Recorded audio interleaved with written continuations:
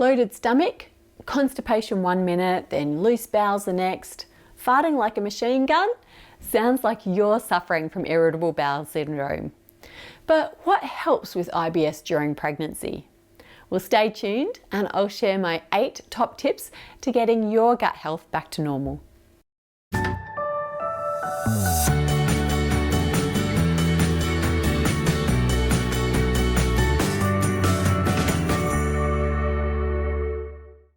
Hello, if this is our first time connecting, welcome. My name is Melanie McGrice and I'm a fertility and prenatal dietitian. I help couples give their babies the best start possible with the power of good food and nutrition. Make sure that you schedule some time to binge watch my other pregnancy nutrition videos and subscribe so that you don't miss the next one. I'd also love to connect with you on my socials. You'll find all of the details in the description box below this video. Now, before we discuss what helps with IBS during pregnancy, it's important to mention that an accurate IBS diagnosis is essential.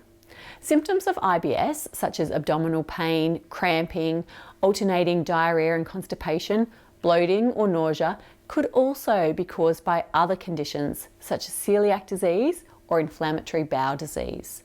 So, I'd recommend making sure that the underlying cause of your gastrointestinal symptoms are properly investigated before trying to remedy your IBS alone.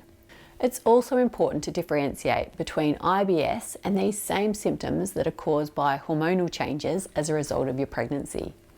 Although research is limited, emerging studies do suggest that maternal IBS may carry some risk for pregnancy, such as increased risk of your baby developing IBS in the future. So again, I'd highly recommend getting personalised advice from a prenatal dietitian. Nevertheless, the reduction of IBS symptoms while optimising your diet to support a healthy pregnancy is the ultimate goal. So let's discuss what helps with IBS during pregnancy. Number 1, cut out caffeine. Now, I'm sure that you're already doing this because you don't want to be having it during pregnancy anyway, but if not, it might be the time to give it a try. Studies have found that up to 40% of people with IBS find that caffeine triggers their symptoms. Number 2, reduce your intake of unhealthy fats. High-fat foods such as salami, burgers, cream and pastries have been found to exacerbate symptoms of IBS in half of all IBS sufferers. Thirdly, limit your intake of spicy foods. Although spicy foods are usually quite safe to eat during pregnancy, they have been found to exacerbate IBS symptoms. So if you're eating these frequently, it may be worth cutting them out and seeing if your symptoms improve. Number 4 is to increase your fluid intake. You need so much more fluid during pregnancy, so I think this is a really important one.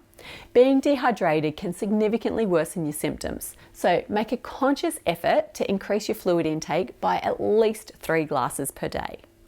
Which brings me to the next one, which is to avoid carbonated drinks. Now, although carbonated drinks are usually safe during pregnancy and can be a great strategy for increasing your fluid intake, if you have IBS, it can be best to avoid them. Number 6, take a good look at your eating patterns. Eating too fast, consuming large portion sizes, and having large gaps between your meals has been found to increase IBS symptoms. So, modify your eating patterns so that you graze on small, nutrient-rich snacks consistently throughout the day. And number 7, look at the amount and type of fibre in your diet. Insoluble fibres, such as those found in celery, cucumbers, nuts and seeds, help to speed up the transit of your bowel motions, so it can be really helpful if you're experiencing constipation. On the other hand, soluble fibres, such as lentils, Brussels sprouts and sweet potatoes, absorb fluid and can be helpful if you're experiencing loose bowels. Finally, if you've made all of these changes and you're still experiencing symptoms, it may be helpful to speak to your dietitian about undertaking a modified FODMAP challenge. Now, FODMAPs are types of carbohydrates found in foods that are usually poorly digested in those with IBS.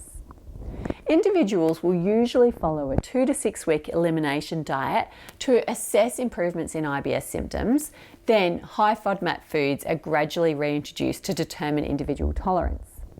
But a strict elimination diet is usually not recommended during pregnancy because of the exclusion of whole food groups that can result in vitamin and mineral deficiencies, and also a lower caloric intake, which can negatively impact fetal health and development, and put your own health at risk as well.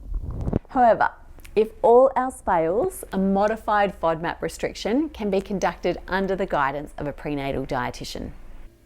Feel free to ask any questions in the comments box below, and if you haven't already done so, download my free pregnancy meal plan from melaniemcgrice.com/pregnancy. Make sure that you subscribe and check out some of my other videos on pregnancy nutrition, such as are deli meats safe during pregnancy? I look forward to seeing you in my next video. There we go, that's better.